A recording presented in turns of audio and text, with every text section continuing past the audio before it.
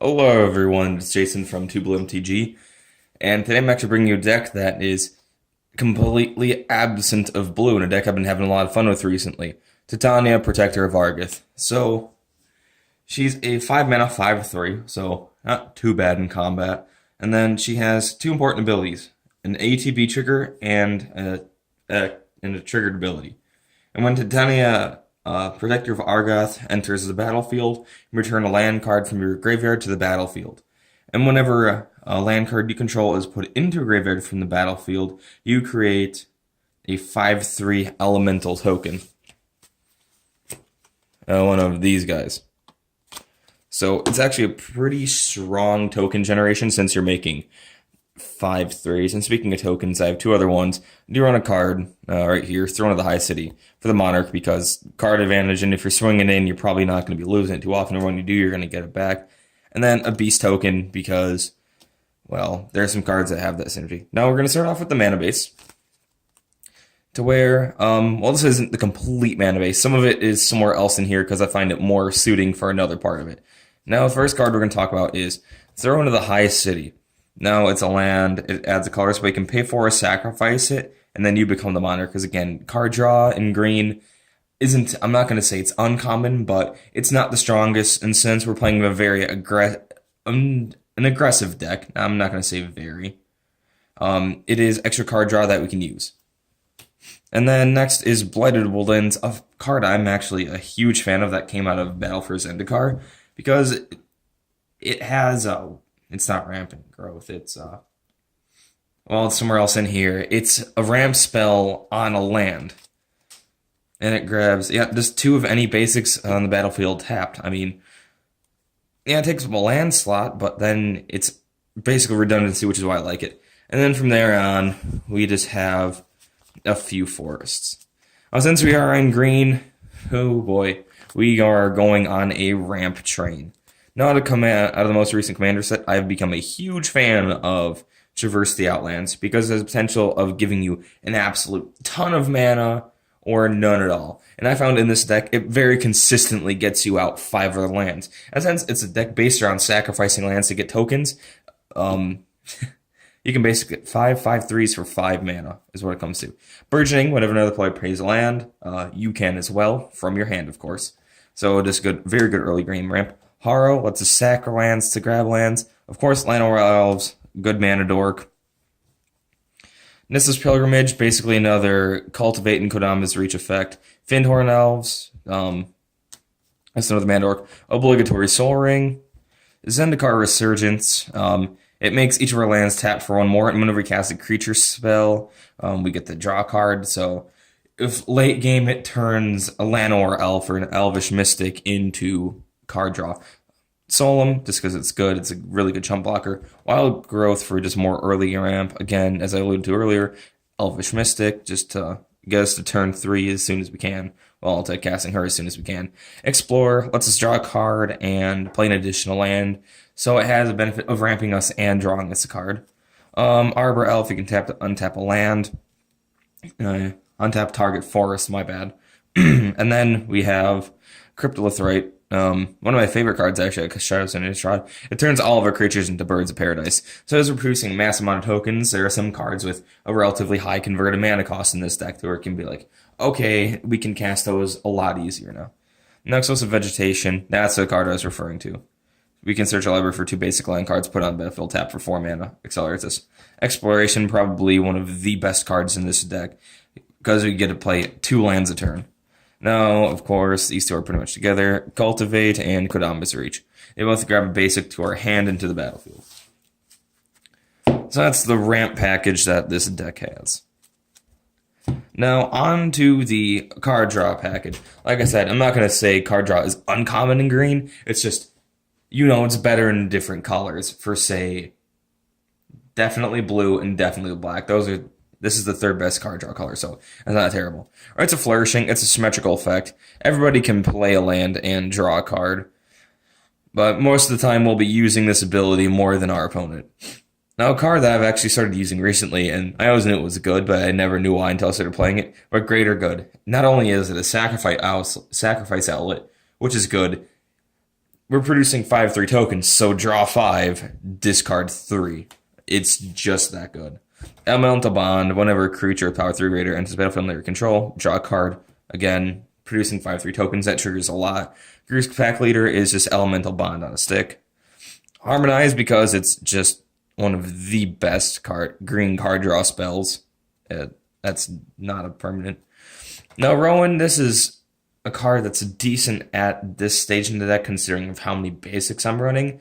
So pretty much, it's 2 colors and 2 green for a much worse Sylvan library. I just don't own one. But reveal the first card, draw each turn. Whenever you reveal a basic land card, draw an additional card. So I'm going to be running quite a few basic lands, so it can stop us from having dead draws. Horn of Greed, whenever we play land, draw a card.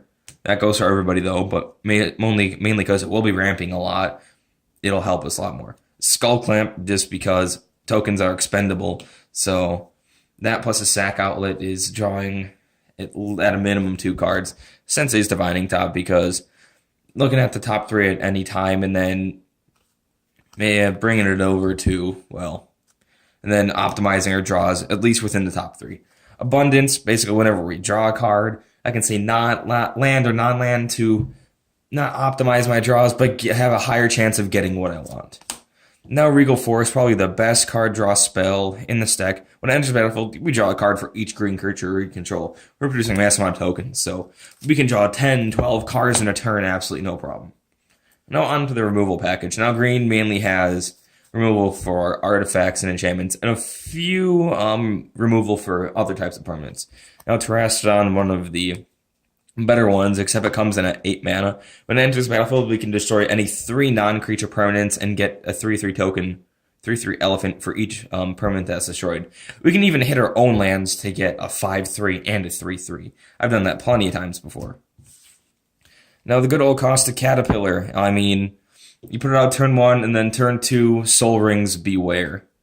Because for colors and a green, we can sacrifice, destroy target artifact or enchantment. Now, Beast Within, probably the best green removal spell. It destroys any permanent, but they get a 3/3 beast. But I think if we're using this one spell on a permanent, it's probably worth it for them, and the 3/3 beast isn't that much of a downside. Next, Corrosive Grip, definitely the best artifact and enchantment removal, because, well, split second, nobody can respond. Now, I count this as a removal, but Scavenging Ooze, you exile stuff from a graveyard. It can get bigger, and it gains its life. So if somebody's playing a reanimator deck, you can take care of that, at least to some degree. Reclamation Sage, when it enters the battlefield, destroy target artifact or enchantment, 2/1. Pretty much, once it hits the battlefield, good chump blocker. And then Acidic Slime, when it enters the battlefield, destroy target artifact, enchantment, or land. Again, I've hit my own lands with this just for the sake of getting a 5/3. And then one of my personal favorite ones is Song of the Dryads. You enchant a permanent and it becomes a land, a colorless forest. So, I dislike it. It's a fun card. And now on to I guess I'm going to call this the utility slot, because I'm not sure where much of this else fits into the rest of the deck. Now, first we're going to start off with the Growing Rites of Itlamok. Then enters the battlefield to reveal the top 4, and then we can grab a creature from there and reveal it. And then when it flips, by having 4 more creatures that are end step, it transforms into Itlamok, Cradle of the Sun, to where basically this thing's a poor man's Gaia's Cradle. I mean, it's really good. We can pump out a ton of mana in a turn with this thing. Fortitude, I guess I could put this on the engine, but it has more than just that. It gives, we can regenerate our commander or a key creature by sacrificing a land, and therefore most of the time getting a 5/3. Now, Yisan the Wanderer Bard, just awesome utility in this deck. He grabs a 1-drop, a 2-drop, a 3-drop, then a 4-drop, and usually there it doesn't matter. I mean, yeah, we can go up the chain a little bit, up to where we can grab something like Regal Force or one of our bombs. But mostly, once we get to 2 or 3 and hit 4, it really has done its job and isn't useful that much anymore. And next, Swiftfoot Boots, again, just more protection from the commander, or any sort of key creature, because this deck is very much based around Titania's ability. Sylvan Scrying, it grabs us anyone land and puts it into our hand. As again, we can grab one of our non-basics from the land pile, or some fetch lands that you will see in the engine pile. just to make the deck a little bit more consistent. Ashnod's Altar, just a sack outlet. There's really no use here other than maybe if we're a little bit low on lands because we've been sacking them to make chump blockers, we can sack them and maybe cast a Regal Force a little bit earlier. Otherwise, this card is definitely on the chopping block, but it isn't bad because it is a sacrifice outlet. Because instead of getting key creatures exiled, at least put them in the graveyard for further possible reanimation. Next, Wave of Vitriol, because, well, green doesn't have much in the form of Wrath, and this actually is good because once I do get more non-basics in the deck, it is going to be a lot stronger considering I can sacrifice, even if I sacrifice 5 or 6 lands, this is really good. That means I get 5 or 6 basics, and I get 5 or 6 5/3s. At the point where I'm at 7 mana, that would probably not be uncommon. And plus, it punishes people for playing any sort of greedy mana base. A lot of artifacts and enchantments, especially considering that has a sacrifice effect. It doesn't say destroy, so it's a really good workaround if people have indestructible or hexproof enchantments and artifacts. Now, Constant Miss, it's a fog effect for 1 more, but as a buyback of sacrificing a land. This thing, I call it the MVP of the deck because I couldn't tell you how many times this card has saved my life. I was 1v1ing one of my friends' Gitrog deck, and, well, he had a board state that could very easily wipe me out. But I had Romanap Excavator, an Elvish Mystic, and 1 land, and actually I didn't have any land. I just had 1 land in my graveyard that I could bring back every turn to where I could cast this buyback, sacrifice my 1 land, and thankfully for my Elvish Mystic, I could pay that again to fog every single turn to prevent my death inevitably till he drew himself out. Now, here we go, Crop Rotation. 1 green, sacrifice a land to search our library for any land and put it on the battlefield. One of my favorite turn 1 plays that does absolutely nothing is to play one of my fetch lands, sack it, grab a forest. Crop rotate the forest into grabbing the 2nd fetch land and then grabbing a forest. Because getting lands in the graveyard early is really good with Titania and her first ability. So this kind of allows us to really use that first ability early and hopefully often. Journey of Discovery, we can either search our library for 2 basic lands and put them into our hand, which still isn't bad if we have something like an Explorer out of lands, or we can play 2 additional lands on turn 3 if our hand is stock full of them. Or we can do both for the Entwine cost for a pretty good ramp spell. Not the best, though. Now, Uncaged Menagerie, most of the times I'm casting this either on 1 or 3. 1 to grab, well, either a Mana Dork if I need it, or there's a creature that sacrifices a land. Sylvan Advocate, I want to say, but I don't think that's it. So it's just kind of a pretty solid creature tutor. Now, Groundkeeper, it's kind of reanimation for, well, I wouldn't say straight up reanimation. It brings lands from our basic lands from our graveyard back to our hand. So we can sack them, feel free, bring them back later, sack them, bring them back later. Just kind of continue the value engine. Now, Eldritch Evolution, again, a card out of, not again, but, well, a card out of Eldritch Moon that I found is rather good because we can sacrifice a creature, and when we search our library for a creature with 2 converted mana cost more and put it directly into play. So it kind of grabs, it's a pretty good utility spell to kind of grab our key creatures. Now on to more of, well, like I said, this is what I'm kind of calling the engine of the deck. And definitely one of the best cards. I don't have the artifact version of this Crucible World, so I got myself a Romanap Excavator. You may play land cards from your graveyard. Now this is really, really good with our fetch lands, because each turn we can play a fetch land and therefore get a 5/3. If we get multiple land drops, we can keep on looping that, getting maybe 2, 3, 5/3s a turn. Well, of course, at the loss of 1 life, but if we're creating 5/3s that efficiently, it doesn't really hurt.